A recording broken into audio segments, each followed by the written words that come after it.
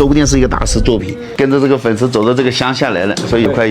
哎，你好，你好，你好，你好，这你家吗？哎，我家。哎，不用，我们也有事。有石头你在哪里？在家里还是在哪里？在这里。在这里。你要去找我吗？这石头是你自己挖的吗？不是，我以前给别人木工，给别人的家里装修，给他打了1个月的工资，他没给，就给了这个玉石。然后1个月给了这个。哎，他没钱。什么时候啊？10年前。给个麦来，也挺有意思。粉丝呢在路上看着我们车了，看着我们国语的车了，说特意来找我带了个石头。我坐一下好吗？我看一下行不行？你想买石头干嘛呢？孩子今年上高中。小孩上高中。哎，我想买一个电脑。他送个电脑。送个电脑。你几个班儿子？我有2个。2个。哎，大的15岁准备上高。15岁。小的呢？小的11岁。小的11岁。2个都是班儿子。对，2个都男孩。我看一下啊，我看一下石头。这石头全是浆，全是泥。哎，那也不值什么钱。这石头你看，真倒是真的，大开门的这个把件，皮子倒是真的，这里有浆，一点点白皮，有一点点撒红皮。那棉点太多了，你想卖多少钱？我想卖6、7千块钱就可以。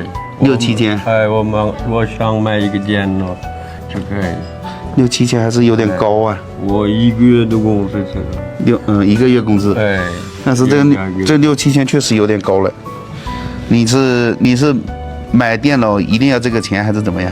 我2个小孩学习很好，买2个电脑。你要买2个电脑？哎，对。那是这个石头吗？这个石头你有没有找别人看过？大概多少钱？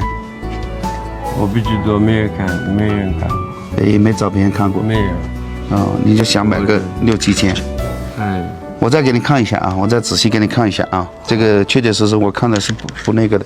哎，这个有点像那个杨希老师《风雪夜归人》的那个感觉呢，全是这种雪花棉点，你看还有点像的，雕一雕真的可以。现在肉还是很细的，这种肉啊，皮子也还可以。这个姜刚好有一点点这种姜，说不定又是一个获奖的。怎么称呼你啊？我还不知道怎么称呼你。你叫什么？阿布莱提。阿布莱提。哎，2个巴拿子想买电脑。哎，想买电脑。这种我看了一下，我仔细看了一下啊，这个呢做一个雕刻件呢还可以，应该还能值点钱。我也不懂玉石。就做了1个月。哎，做了1个月。那这个嘛，我给1万你。好，哎，不要客气。你这个6、7千，你要6、7千，不要客气。我看你的视频，你给现金，不会骗人。我这个是能做，值1万，我给1万你。可以的，没问题啊。祝你的小孩越来越好，2个巴拿子。谢谢啊，